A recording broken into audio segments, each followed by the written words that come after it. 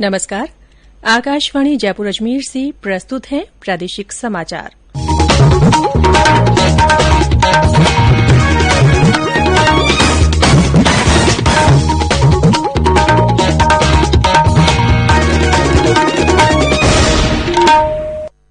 समाचारों के साथ मैं रितिका गुप्ता। प्रधानमंत्री नरेन्द्र मोदी ने कहा है कि कोरोना काल में भी देश कुपोषण के खिलाफ मजबूती से लड़ रहा है। वे आज खाद्य एवं कृषि संगठन की 75वीं वर्षगांठ पर आयोजित वर्चुअल समारोह को संबोधित कर रहे थे। श्री मोदी ने कहा कि पिछले 8 महीने के दौरान 80 करोड़ लोगों को 1.5 लाख करोड़ रुपए का खाद्यान्न निःशुल्क वितरित किया गया है।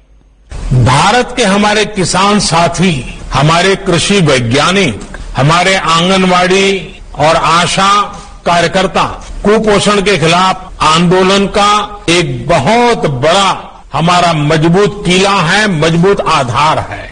इन्होंने अपने परिश्रम से जहां भारत का अन्न भंडार भर रखा है, वहीं दूर सुदूर गरीब से गरीब तक पहुंचने में सरकार की बहुत मदद की है। इन सभी के प्रयासों से ही भारत कोरोना के इस संकट काल में भी कुपोषण के खिलाफ मजबूत लड़ाई लड़ रहा है। प्रधानमंत्री ने 75 रुपए का स्मृति सिक्का भी जारी किया और हाल ही में देश में विकसित की गई गेहूं और धान सहित 8 फसलों की 17 जैव संवर्धित किस्में राष्ट्र को समर्पित की। गौरतलब है कि पोषण को प्राथमिकता देने और कुपोषण को पूरी तरह समाप्त करने की दिशा में देश में महत्वाकांक्षी पोषण अभियान चलाया जा रहा है। मुख्यमंत्री अशोक गहलोत ने विश्व खाद्य दिवस के अवसर पर एक ट्वीट संदेश में कहा है कि कोविड महामारी के समय में स्वास्थ्यवर्धक और पौष्टिक भोजन जरूरी है। इस अवसर पर आज अजमेर में 12 इंदिरा रसोइयों के माध्यम से करीब 6,000 लोगों को निःशुल्क भोजन करवाया जा रहा है। इसके लिए नगर निगम कर्मचारियों ने आपसी सहयोग से राशि एकत्रित की है। केंद्र सरकार वस्तु और सेवा कर जीएसटी के संग्रह के घाटे की भरपाई के लिए राज्यों की ओर से 1,10,000 करोड़ रुपए का ऋण लेगी। ये राशि राज्यों को जीएसटी भरपाई के बदले ऋण के रूप में दी जाएगी। गृह मंत्रालय के अनलॉक 5 के दिशा निर्देशों के आधार पर संस्कृति मंत्रालय ने सांस्कृतिक समारोहों के बारे में विस्तृत मानक संचालन प्रक्रिया एसओपी जारी कर दी है। इसमें मनोरंजन या क्रिएटिव एजेंसियों, कलाकारों और अन्य सहकर्मियों, ग्रीन रूम के प्रबंधन, मंच प्रबंधन, वस्त्र और मेकअप ट्रायल और मंच तथा खुले क्षेत्र में बैठने की व्यवस्था सहित सभी स्थानों को सैनिटाइज करने के बारे में व्यापक दिशा निर्देश जारी किए गए हैं।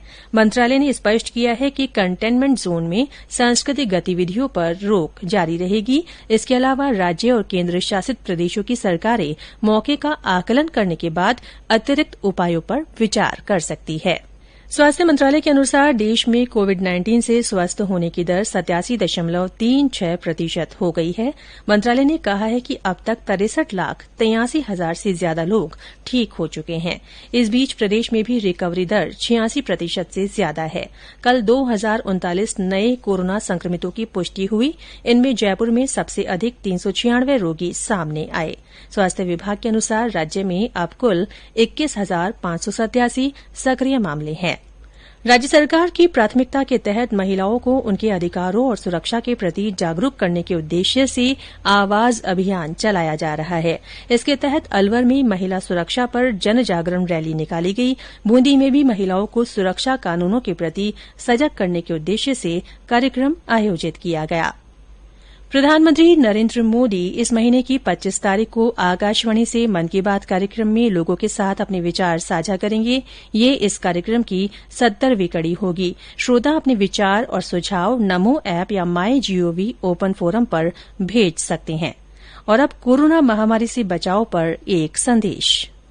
चलो मिलकर एक शुरुआत करें, चलो एक फैसला आज करें, मास्क नहीं तो टोकेंगे, कोरोना को रोकेंगे, चलो एक वादा करते हैं, चलो कुछ वादा करते हैं, मास्क नहीं तो टोकेंगे, कोरोना को रोकेंगे।